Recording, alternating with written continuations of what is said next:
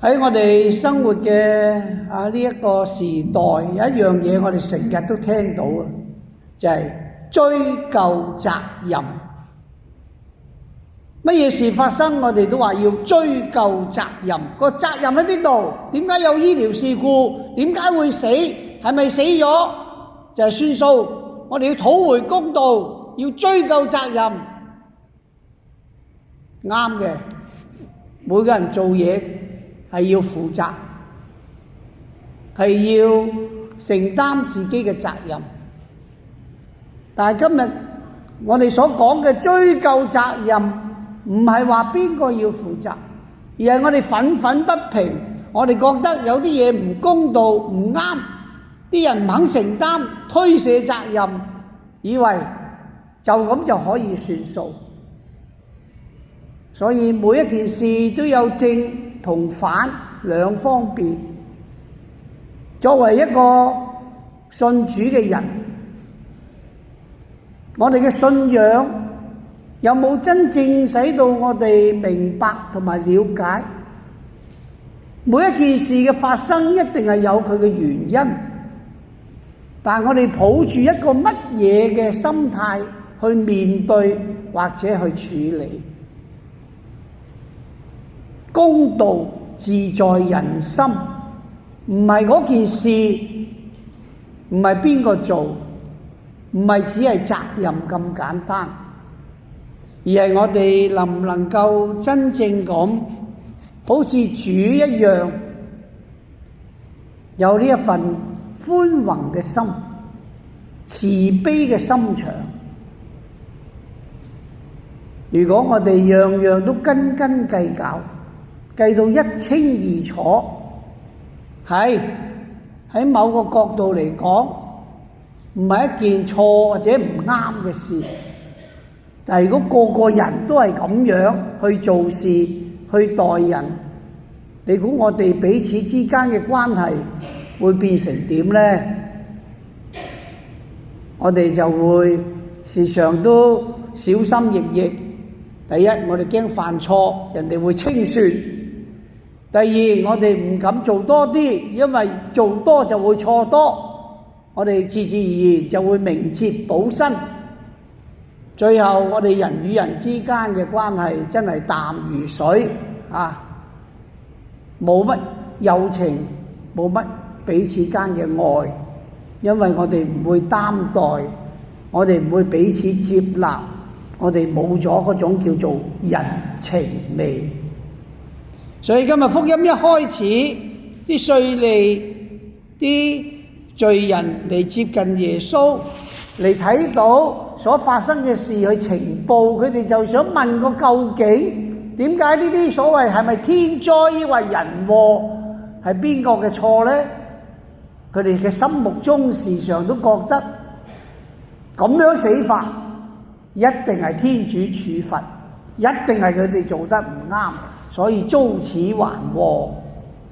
但係耶穌嘅答案正正就唔係佢哋心目中所想嘅，所以冇絕對嘅啱，冇完全嘅錯，而係我哋點樣以一份平常心去睇發生嘅每一件事，去真正咁面對同埋處事。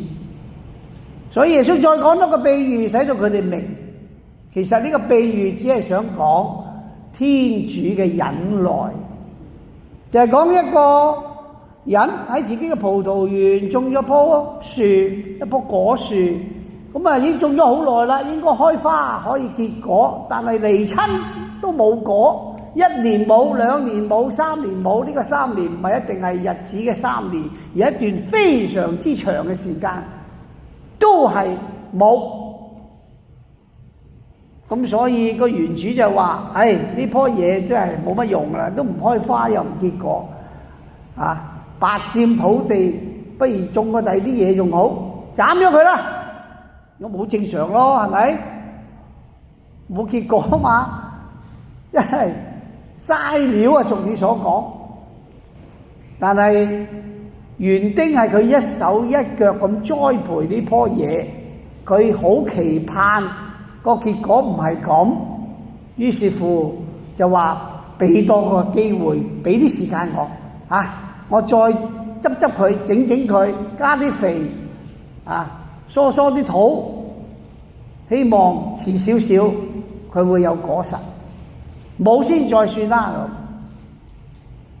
呢個正代表喺四旬期入邊，教會不斷咁從聖言之中提醒我哋有冇珍惜教會不斷咁對我哋嘅提點，特別喺呢40日入邊，我哋珍惜每一個時刻，自我反省，好好咁去為自己生活中嘅過錯、我哋嘅毛病、我哋嘅缺點去改善呢。你諗下，你領洗到而家幾耐呢？都一段日子咯，嗬！1年、2年、3年都唔結果咧，就要冚噶咯噃。咁你領咗洗咁耐，唔知幾多個3年啦，又3年係咪？又3年，好多個3年，但係似乎你信仰嘅成長咧，都仲係好有限。你嗰份悔改嘅心咧，都係3分鐘熱度，改一改又翻轉頭，又係咁犯咗錯，以為辦完告解，好啲啦。但係過咗一段時間，你嘅舊毛病、你嘅缺點、魔鬼嘅誘惑，又使到你再次跌倒。今日第2篇讀經最後尾嗰句說話，保祿宗徒對格林多人講：你哋記得引以為戒。我哋其實喺我哋嘅生活之中睇下，究竟呢個中東嘅戰爭打到今時今日，邊個嘅錯？係以色列人嘅問題啊？係巴勒斯坦呢班咁嘅狂熱分子啊？烏克蘭戰爭打3年，死咗咁多人，影親出嚟，所有嘅地方都溶爛爛，係邊個嘅罪？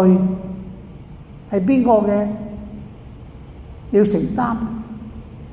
我哋冇一個絕對嘅答案，我哋只係知道呢啲不幸嘅事，呢啲無辜嘅人，特別細蚊仔、婦女，佢哋嘅死亡，究竟係咪佢哋真係前世唔修做錯咗啲咩事？絕對唔係，而係人嘅心硬，而係當權者佢哋為達到佢哋嘅目的，為想得到佢哋要得到嘅嘢，有時佢哋就不惜孤注一擲，使到生靈塗炭。所以凡自以為站得穩的，務要小心，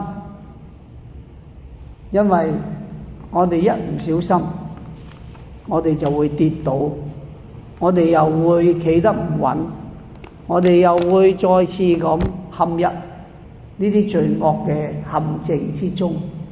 所以進入4旬期嘅第3週，讓我哋聆聽咗今日聖經嘅說話，都幫助我哋，使到我哋能夠得以警惕，能夠喺主嘅恩寵之下企得穩，使到我哋有一份真正願意悔改歸依嘅心。